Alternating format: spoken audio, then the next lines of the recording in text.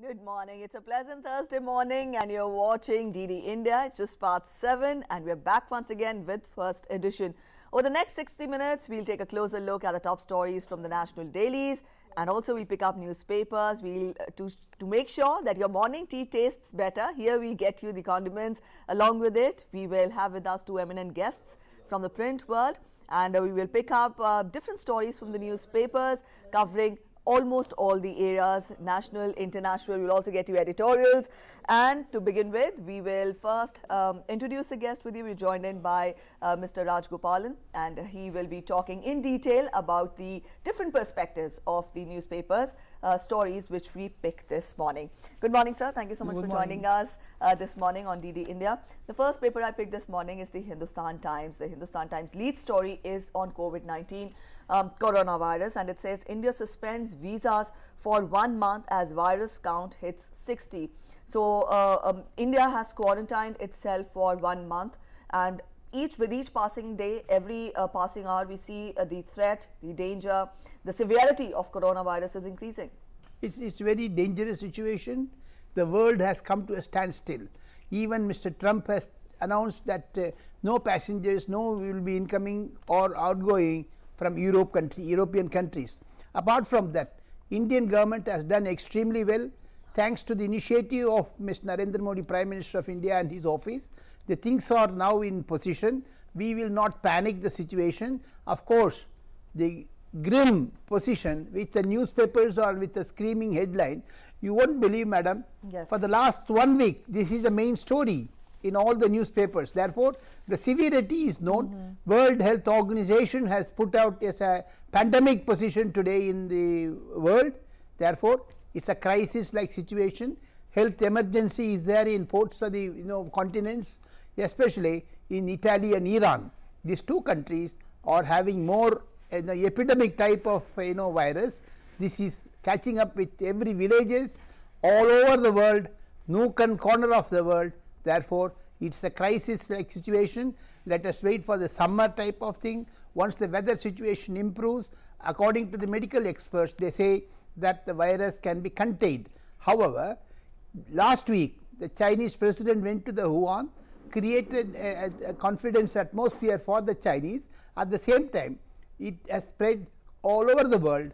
All the countries, all the parliament in the international arena are now in a suspended standstill situation.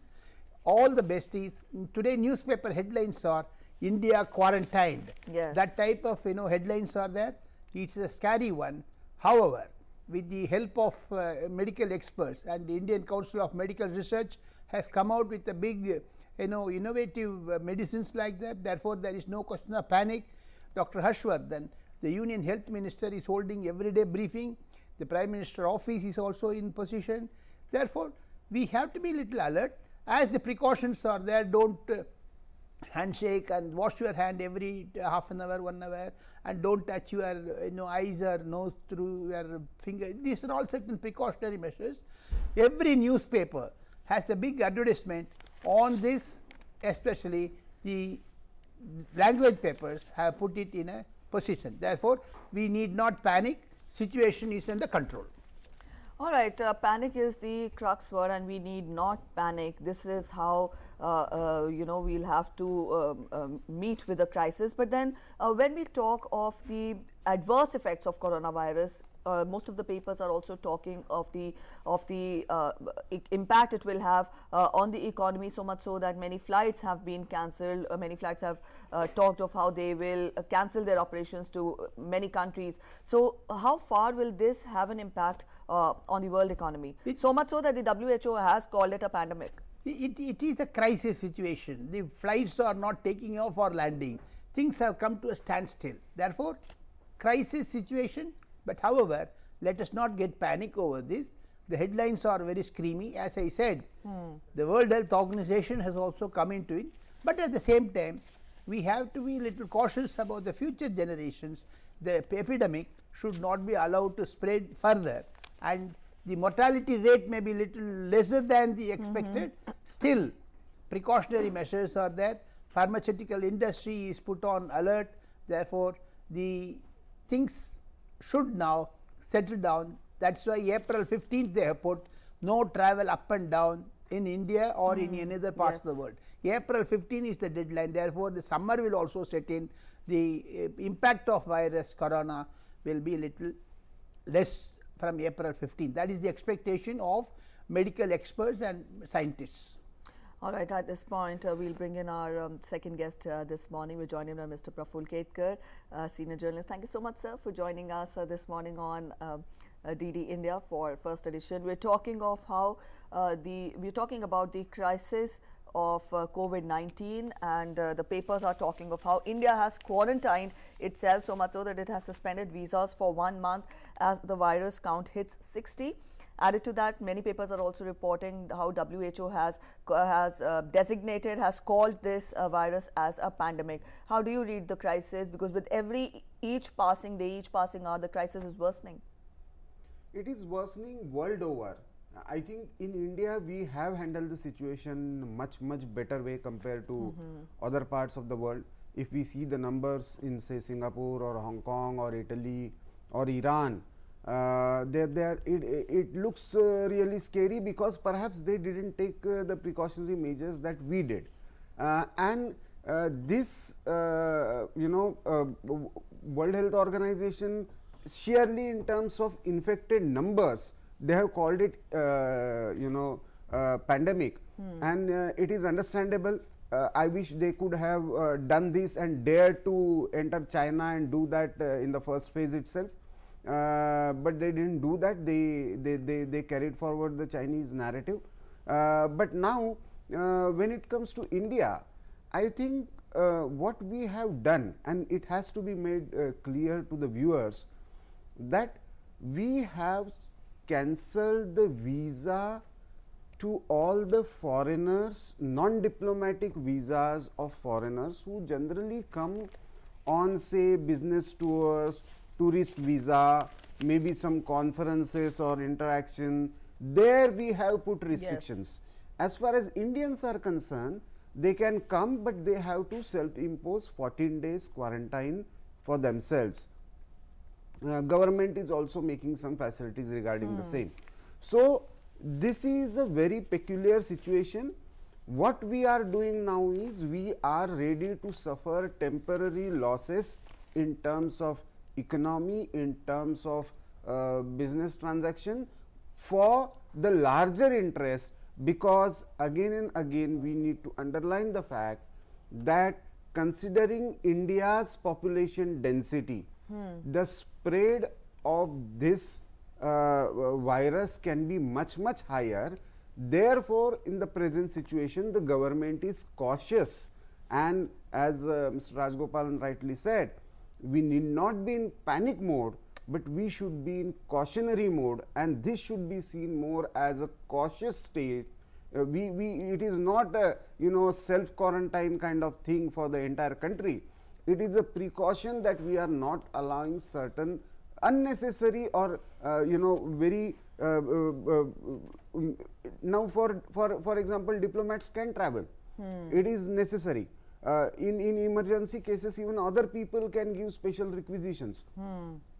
Indians can come back their home, but there has to be certain restrictions on this traffic so that virus cannot travel with them. And much more than that, to add what Mr. Ketkar said, the Indian government from 2014 onwards, Prime Minister Narendra Modi's initiative Swachh Bharat also helping here, because once you are having a clean life, the epidemic will not be spreading further. For example, Sachalaya, and moreover cleanliness. Even the private operators will also have come to the expectation, and the initiative by the Bollywood. For example, Mr. Amitabh Bachchan gives an advertisement which is also telecast in Doordarshan that wash your hand, don't be handshaking, this type of awareness. And for the last 1 week, every telephone call will have an advertisement type of thing. It's a public awareness program. So the panic is reduced and things are under control. Government has taken a best initiative. Kudos to the government's efforts. All right, so precautions and awareness. These are the two crux words when we talk of the crisis which we are seeing because of COVID-19. All right, so the next paper I picked this morning is the Times of India. The Times of India talks of how Jyotiraditya Scindia has joined the BJP.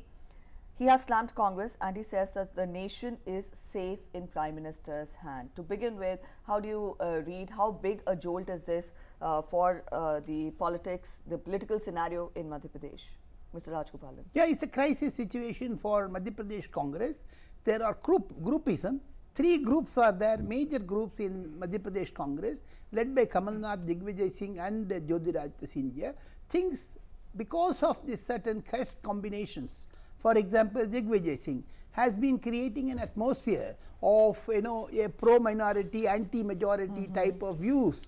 Wherever he speaks, whenever he opens a subject, he attacks only Scindia. And even in Guna parliamentary constituency, according to the Scindia supporters, Digvijay Singh played a crucial role in defeating him. So, leaving apart that, the first document, madam, what Mr. Scindia has written a letter to Madam Sonia Gandhi, let's move on. And he has expressed certain amount of apprehensions whether Congress will stay with the aspirations of the young generation. No. And second thing, the elder generation in the Congress like Mr. Motilal Vora, Ghulam Nabi Azad, Anand Sharma, these are all faces for the last 70 years they have been dominating the situation. The younger generation like Sachin Pilot, Jitin Prasada and Jyotiraditya Scindia, they are all upset. The handling of the crisis by the three Gandhis are to be questioned, but at the same time, as Mr. Jairam Ramesh says, the Congress is facing an internal existential crisis and also ideological differences. For example, I tell you, for the last 1 or 2 months, the ideology of Congress has been pro-left.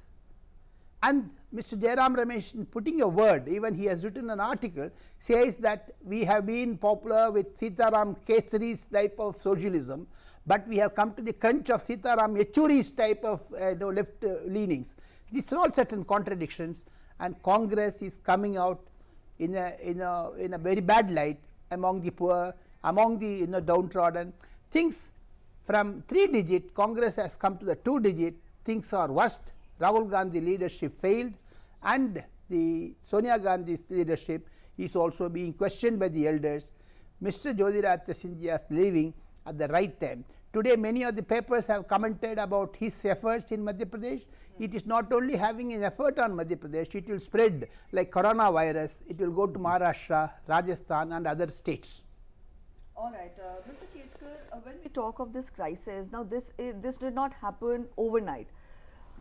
Things had been brewing up. Jyotiraditya Scindia had been, voicing his concerns of late. Would you say it was the fault of the Congress at the state level, or was or the Congress did not gauge the crisis here sitting in Delhi? So, what and where did it went wrong so much so that Scindia had to make this move? See, Scindia was not the leader who can be handled just at the state level. Of course, Kamalnath and Digvijay Singh played their own tricks, but essentially it is the struggle between old guards and new guards at the national level Congress. And these old guards are somehow are not allowing, and they are making this Rahul Gandhi coming and going in some phases, but I would like you to focus on the story and yesterday's press conference. While joining the BJP, what Mr. Jyotiraditya Scindia said. What he said is very interesting. He said this is not the same Congress which I joined. One, it clearly shows that there is ideological deterioration. Secondly, in terms of leadership, he said they are not ready to accept the ground realities, the present condition, so there is a leadership crisis. Thirdly, organizationally, the commitments that we are made, we are turning away from it, whether it is farmers issue, whether it is teachers issue. So it clearly shows that there is a organizational also bankruptcy. So at leadership level, at organizational level, at ideological level, Congress is facing crisis. This is the crux of his message yesterday. So, we need not see this just as a Scindia thing. And I would also like you to, you know, see the way Mr. Sachin Pilot has reacted to Mr. Jyotiraditya Scindia's exit. He said it is very disheartening that Jyotiraditya Scindia, you know, parting ways with Congress. I would have been happy if this matter would have resolved internally and in a more, you know, cordial manner. That clearly shows that the resentment is not limited to one person. It is an organizational crisis, and unless Congress handles it and address it as an organizational crisis, Congress is not going to merely outsourcing ideology to somebody. Organizational crisis, by that, are you hinting at the absence of an active president in the party? No, not just acting president. That confusion is there. That is a leadership crisis. Leadership crisis. But at organizational level, what is the gen next? How are you going to groom your state units? You know, there is no plan. You are piggybacking somewhere with communists, somewhere with Jharkhand Mukti Morcha, somewhere with Shiv Sena, and you are expecting you to be the main national level opposition leader. That is not going to happen. So, and democracy needs a very vibrant and strong opposition, right. And therefore in the national interest, and ultimately what you are hoping that somehow, somewhere, one family will come and one of the family members will save the party. That is not present day India, and that's what Mr. Jyotiraditya Scindia was hinting at when he was making his statement after joining the BJP. That Congress is not accepting the ground realities. It is turning a blind eye to it. Who is turning a blind? Is it just the leadership, or it is just at the larger organizational level? Because AICC is the body which is almost static for last 40 years. There is no you know, changeover as far as IICC. You know, just Rahul Gandhi coming or Priyanka Vadra coming is not a changeover. Most of the faces in you know, AICC are the same for last 30-40 years. If there is no plan for generation next, then it is a severe organizational crisis in the present day India, where the youth are representing chunk of the population. Mr. Jyotiraditya Scindia's exit will have a snowballing effect among the allies. Mr. Ketkar spoke about the AICC and within the Congress, but I go out of that perimeter saying that, for example, I come from Tamil Nadu. DMK has washed off Congress. There is no seat for them. Second thing, in Bihar, RLD says no question of RJD. There is no question of sharing seat with Congress, because Congress has become so weak, madam. Though it has come to a 2-digit format, things are not settling down. For example, I tell you, the last 10 years of UPA rule, what all happened during that, you know, the things are coming out now. During the regime, there were scams, 2G, CWG, whatever that, CODA. Like with this Narendra Modi government, after assuming office, crises are coming out. In every scam, Congress hand is there. For example, last week the Yes Bank scam exploded. And you saw that how the painting of Rajiv Gandhi, which was presented by a well-known famous painter M.F. Hussain, was handed over to Prime Minister Rajiv Gandhi in 1985, a Congress centenary. And can you believe the family taken it as their home property and sold it for 2 crores? What is happening in Congress? Similarly, 90 crores of Congress funds given to National Herald. Thanks to initiative of the court, both the mother and the son are on bail on this one.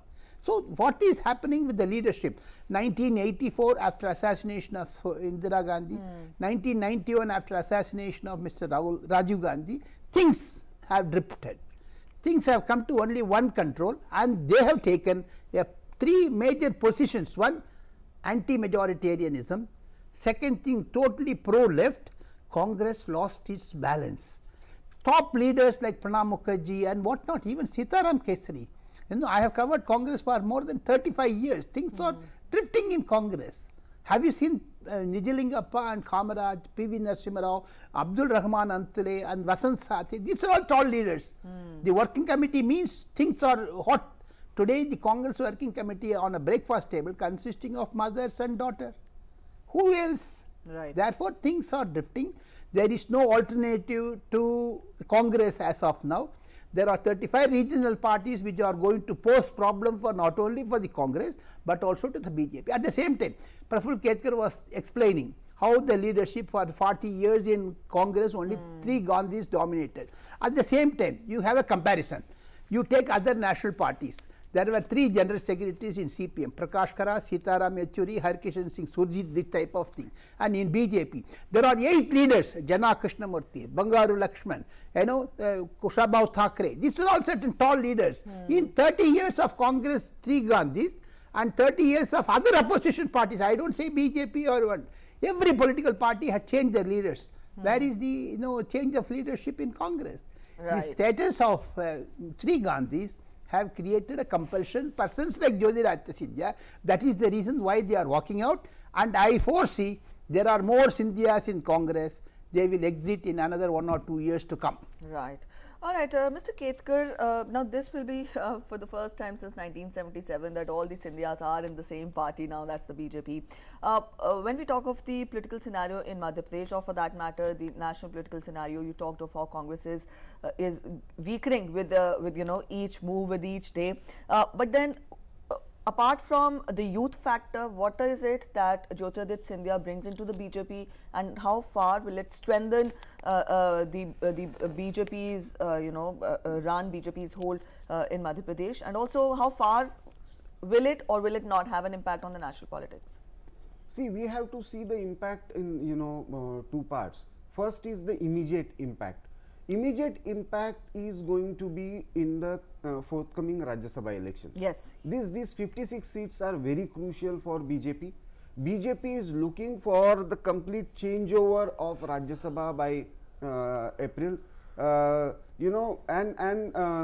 Jyotiraditya Scindia in BJP will try to ensure that Digvijay Singh is out from Rajya Sabha. He will find it difficult to go. Then many senior faces, if I am not wrong, 17 of senior Congress leaders are retiring from Rajya Sabha. They will also find the comeback very difficult. On the other hand, BJP is expecting to increase its tally. If I am not wrong, 82, 83 members are there, BJP alone, and with allies 97 in Rajya Sabha. By this year end, BJP is hoping that with its allies in Rajya Sabha, they will have a complete majority. So the real calculations are going to make in terms of these Rajya Sabha elections. Of course, there will be impact in Madhya Pradesh state level government also. And though Kamal Nath is a very seasoned politician and he knows how to, but the way videos are coming up in support of Sonia, the MLAs who are already out from Madhya Pradesh, they are clearly giving their venting out their resentment. So I don't see any much change in the situation. So Kamal Nath will certainly face the crisis after 26 March, not before 26 March. But larger picture, when you come to at one point of time, whenever Rahul Gandhi or some prominent leader used to speak from the opposition benches, Scindia used to be the the prominent voice. Now that voice has shifted. That voice has come. He has already spoken with very high regards about the Prime Minister. That clearly shows it is going to add to the the firebrand leadership of BJP. He is a very articulate person. He carries that Scindia tag also. So youth, his communication style, and that Scindia tag, all these 3 things are going to add to the BJP's kitty. So, Mr. Rajagopalan, do you also second that? Yeah, of course. What Praful has said is very elaborative, description about Congress. But at the same time, the drift in Congress, Ketkar and me have been political correspondents for ages. But at the same time, why did Jagan Reddy leave? Why did G.K. Vasan leave? I talk about southern states because southern states Congress had a grip. They had all the governments, but the last 50 years there is no government of Congress or supported by Congress in Tamil Nadu. And similarly in West Bengal, why did Sharad Pawar walk out of Congress? Why Madam Mamata Banerjee walk out of Congress? And second thing, Hemanta Biswa Sarma in Assam has done extremely well after he joined the BJP, because BJP gives space for others. Now, I don't talk about BJP, but any political party, youngsters are given space, but not this type of suppression of youngsters in Congress happening very fast. That is the reason why youngsters are leaving. Second, much more important is Mr. Rahul Gandhi is not having a concentration on Indian politics. 3 days he is in Delhi, 27 days he is out of India. So what is the crisis in Congress means? He is fed up, frustrated. Can you believe the withdrawal of SPG created a vacuum of leadership in Congress? One just SPG. Why 35 years Madam Sonia Gandhi was protected by SPG? That is the reason Mr. Amit Shah moved a bill in Parliament and the SPG Act was amended. SPG was withdrawn. Even with that formula, the special protection group, when it was withdrawn, you must have seen the three Gandhis' faces. They were fuming against Prime Minister Narendra Modi, because these are all certain properties of the government which enjoyed by three Gandhis. The government removed it. That also had a dent in Congress leadership. They thought that government is coming on them very heavily. At the same time, they have also gone into a lot of malpractices, misappropriations, not only from the Congress funds, but also from other government agencies. Things are not good in Congress. Like Ghulam Nabi Azad says, even openly in Parliament, we have leadership crisis in Congress. All right. From here, we are heading for a short commercial break. You're watching First Edition on DD India, and we are discussing papers, the newspaper headlines which have been published here in the papers. We'll be back in a short while. Stay with us.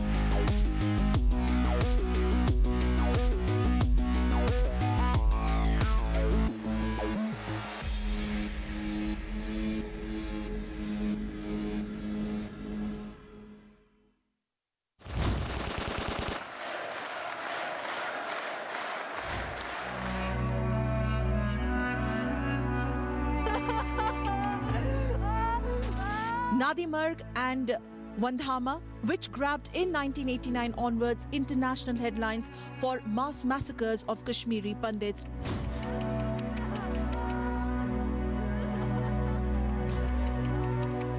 Some signs of life which once बहुत सी कोशिश की थी, लेकिन वो बाद में न जाने रात ही भर वो चले गए। कश्मीरी पंडित लोग थे जो वो जमा किया तो मार दिया, बाकी जो रह गया था तो वो भाग गया। यहाँ भी खेलते थे हम क्रिकेट, हाँ। उनके साथ जो हमारे पंडित दोस्त थे। तो अब यहाँ पे कोई नहीं आ रहा है, वो मकान भी खाली पड़ा हुआ है, ये मकान भी ये सारी खाली है। 3 decades on, we dig out the truth and find out who failed Kashmiri Pandits there.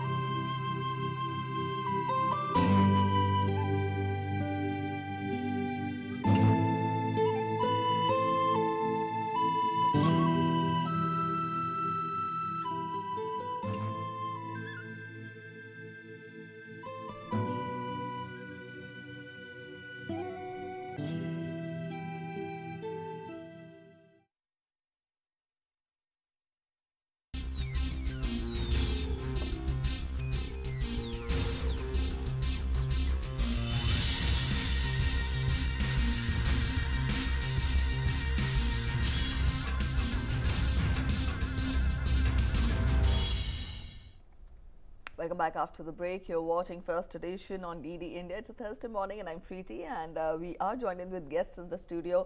We have picked up the headlines of the newspapers. We talked about 2 important issues, coronavirus, and also we talked of Jyotiraditya Scindia joining the BJP and how big a fallout is it and a crisis is it for the Congress party. Up next, the story which we pick, another headline which has been put forth by most of the papers, are the parliament proceedings yesterday, where Home Minister Amit Shah yesterday said that Delhi riots are a conspiracy and he has defended the police. Now, when we talk of the Home Minister's statement, Mr. Rajagopalan, the Home Minister did say did promise that the culprits will not be spared, and irrespective of religion, caste or party affiliation. And he also informed that fake social media accounts were used to incite violence. What do you make of this new sort of panic which was being created in the national capital? Social media accounts were used, and also so much so that the Home Minister says that it was indeed a conspiracy. Yeah, Mr. Amit Shah spoke extremely well. It was an extempore speech. He rolled out lots of facts and he complimented the police for containing it within 36 hours. There were charges that Amit Shah was not in Delhi at that time and he was in Trump's visit. That is what TMC member Sugata Roy said. But Amit Shah countered it very well. Amit Shah said that parliament constituency where Trump visited, he is elected by the people and he is the MP from there, therefore his duty he went there. Second thing, he narrated how he avoided president's dinner and also the lunch by the Prime Minister to Trump. So he was in control of Delhi riots within 36 hours. He controlled it, number one. Number two, Mr. Amit Shah's 3 important takeaway points, because I was there in the parliament yesterday when he spoke very well. The point is, he attacked Sonia Gandhi for Aar Paar Ki Ladai. Can she say on December 14, 3 days after the CA was passed by the parliament, there was no commotion in parliament. Whatever Congress is raising in public, they should have reflected in the house discussion. But at the same time, Madam Sonia Gandhi's hate speech against the CAA was the main, triggering point. That is what Amit Shah drove home, important point. The next day the JNU started, Jamia Millia started. Therefore, it's a conspiracy. And he also said that 3 important members have been apprehended and questioning for their foreign transactions. Who is playing this politics? And the conspiracy theory what Mr. Amit Shah propounded yesterday in Parliament has a direct connection with Mr. Ovaisy's speech. He countered 3 important things. He said Varish Pathan, the AMM member, he spoke 15% will take on 85%. This type of provocative statements, and opposition also has taken the government head on, but at the same time the poor strategy of Congress, they walked out. When Amit Shah was still addressing the Parliament, they walked out. Is it a responsible opposition? And the opposition party should have heard the Home Minister, and he should have questioned. Katkade mein kadi karna chahiye opposition ka. Why they failed it? Because they thought that once the Amit Shah Home Minister took the name of Sonia Gandhi, they walked out. So what is the point of raising this discussion? Why did opposition stall for 7 days of Parliament proceedings? There are important bills which have to be passed. They stalled it. Therefore, opposition also collided with the protesters. That is the charge the government made, and there are relevant things. Amit Shah also said how many arrests have been made, how many apprehensions are there, apprehended persons are there, and everyone. He gave a very narrative one. There are electronic footprints left by the the protesters. We are tracing it. The facial recognition of electronic gadgets have taken from the voter's card, from the driving license, and they compare it. Therefore, 1,000 people have been apprehended. He also said 300 people came from UP border.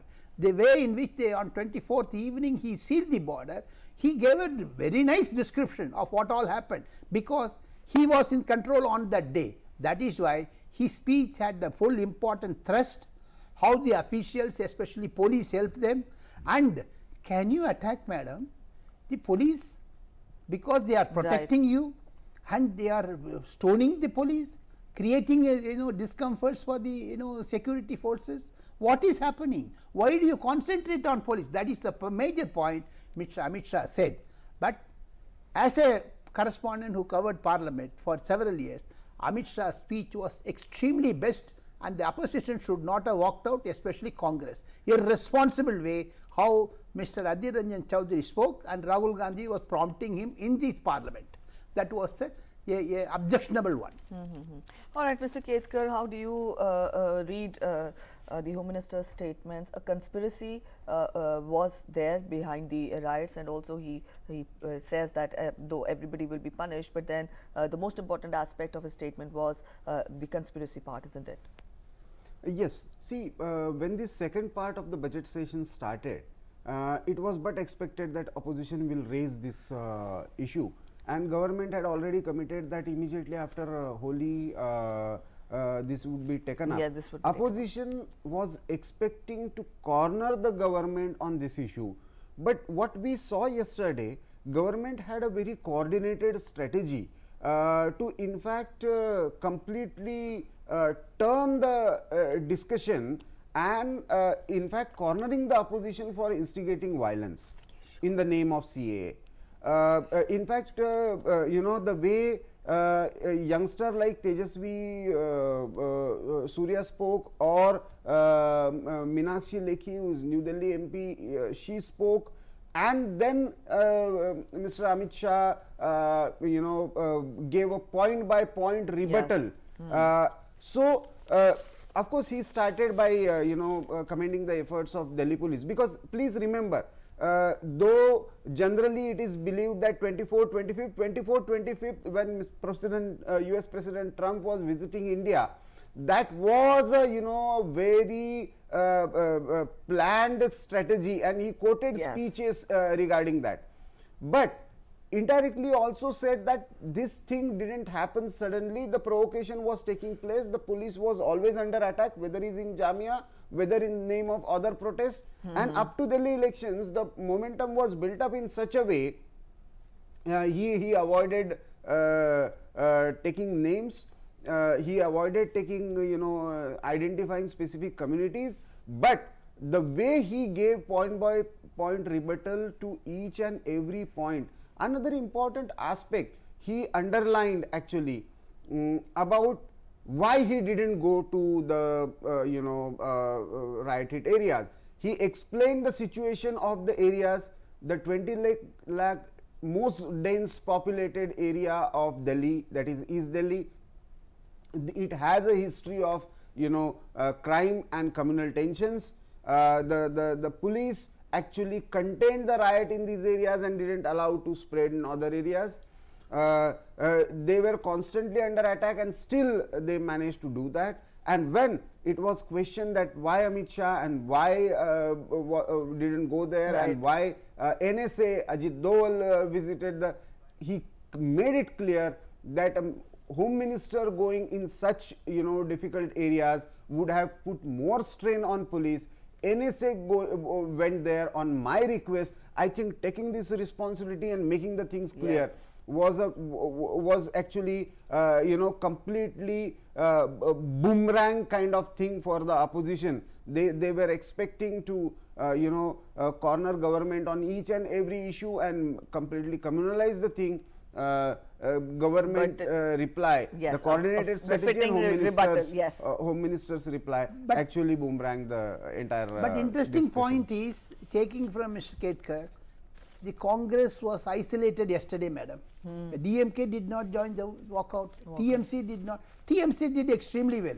Sugat Roy put questions and Amit Shah answered it. That is the parliament. वार्तालाप होना चाहिए, संवाद होना चाहिए. But Congress जाने का बाद, the walking out is not the solution, And yesterday Congress was totally isolated among the opposition because no one took this Congress seriously. The allies, especially 6-7 important allies, they did not join the walkout. They should have joined the walkout if they have some sort of apprehensions about the government. Right. Therefore, some opposition parties supported the government's contention, that some opposition parties like Telugu Desam and YSR Congress representatives spoke in parliament appreciating the government's efforts. There is a parliament forum is to discuss, debate. Don't be walking out, Yes. Irresponsible way of walking out led by Rahul Gandhi was atrocious. All right. It's against the parliamentary norms. All right. The next paper I pick is this international headline put forth in the editorial page in the Indian Express. It says, how a Saudi-Russia tussle tanked the oil prices. This is in the international page, and also, I beg your pardon, this is the editorial page, and it has talked of how there was a difference in the opinion of Saudi Arabia and Russia, which led to the tanking of the oil prices. Riyadh had proposed that OPEC Plus should pump out 1 million output of the oil lesser, but Russia maintained that the production should be done at the same level which has been which OPEC had been doing all this while till the full impact of COVID-19 outbreak is assessed. Now, when we talk of the tussle between Russia and Saudi Arabia, more or less, how long will it continue when we talk of the oil prices, and how far will it have a bearing on the world economy, Mr. Ketkar? It is going to have a far-reaching impact, not just on oil politics, but entire geopolitics of the Yes. region. See, OPEC is the forum since 1970s where the oil production rate and accordingly the rates are decided. In fact, the first oil shock of 1973, this has become the forum where certain management of oil production and oil prices is made. What has changed now is the realization to major oil producing countries that this resource is not going to last long. Secondly, the shale gas and the kind of domination now that US is going to have on an entire energy sector, that has completely changed the scenario. Thirdly, the way Russians are have entered into this entire geopolitics, and a tussle between Iran and Saudi, the real tussle is here geopolitically. Oil is just a reason. OPEC talks failed when it comes to, the original idea was to cut down the production so that the prices remain stable, because the demand is going low.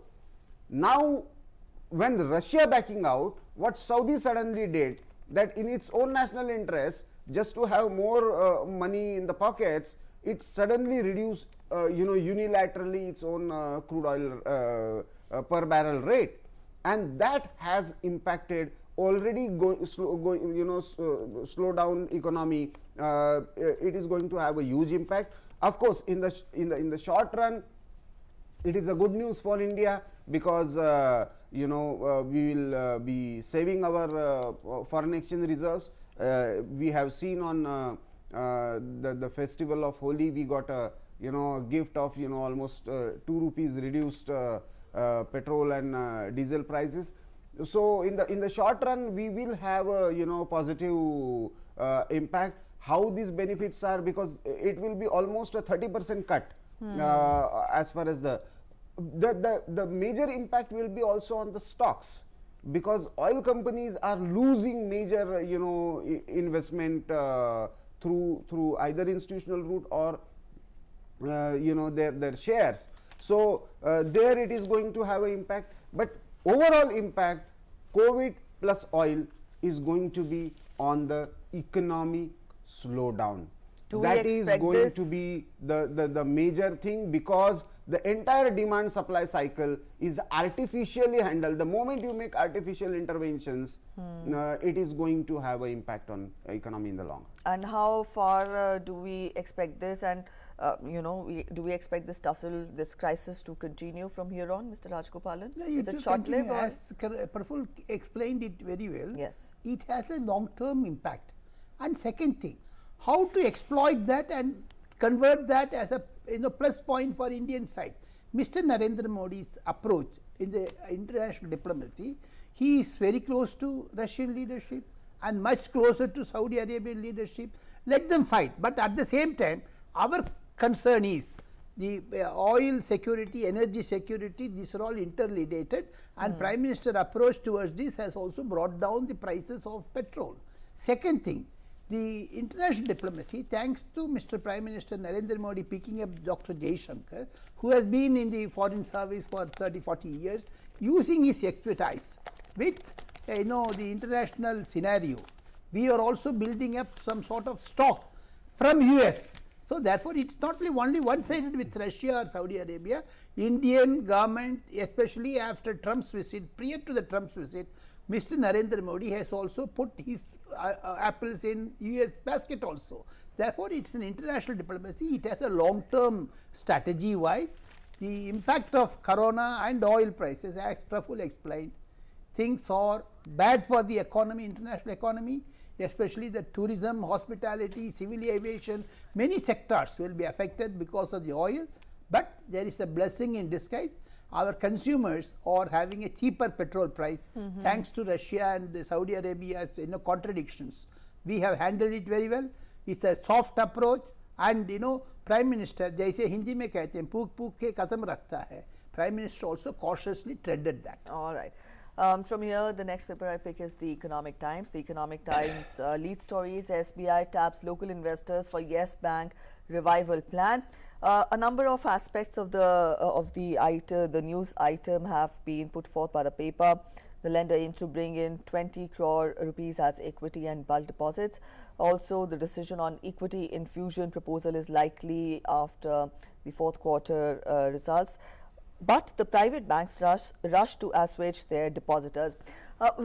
Right from the beginning of the this edition, the first edition, we're talking of the panic factor, be it COVID-19, be it the unrest in Delhi, which struck some days back, and now we have this panic factor in the world in the banking sector.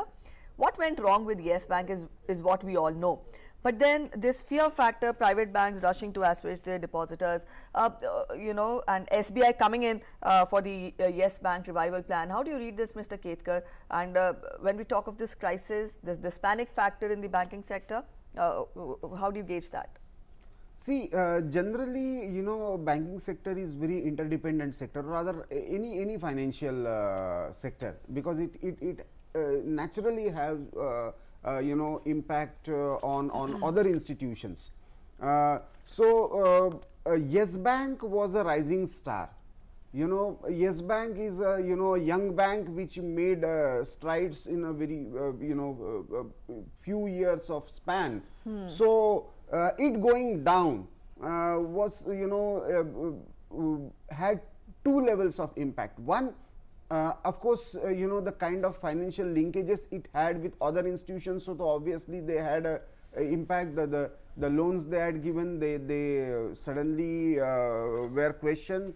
The major you know, industries got a brunt of it, but at the same time it created a big question mark over the institution called private banks. You know, till now there were certain issues used to come when it comes to the smaller banks who are run mainly on the cooperative basis. Right. Now we were looking for, you know, liberalizing the financial sector, coming out of, you know, typical public sector unit kind of you know, banking system. And here now we are seeing a Yes Bank like of institution is crumbling down just because of unethical and you know, without following the prescribed framework of the RBI, following those you know, lending policy.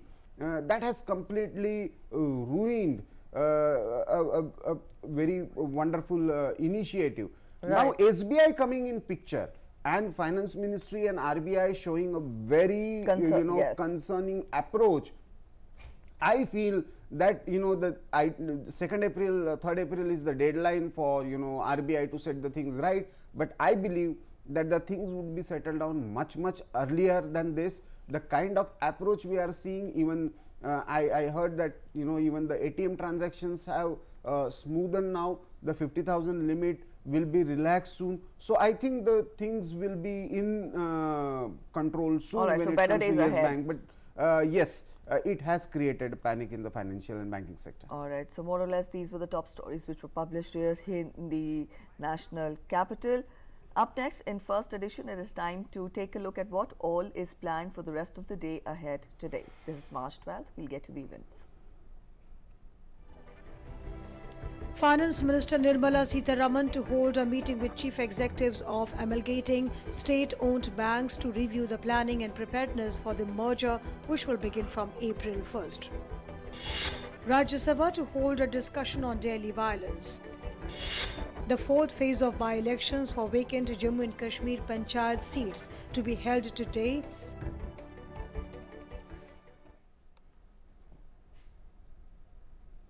All right, so with this, we come to the end of this edition of First Edition this morning. Thank you so much, Mr. Ketkar and Mr. Rajagopalan, for joining us with your inputs and your insights this morning on First Edition.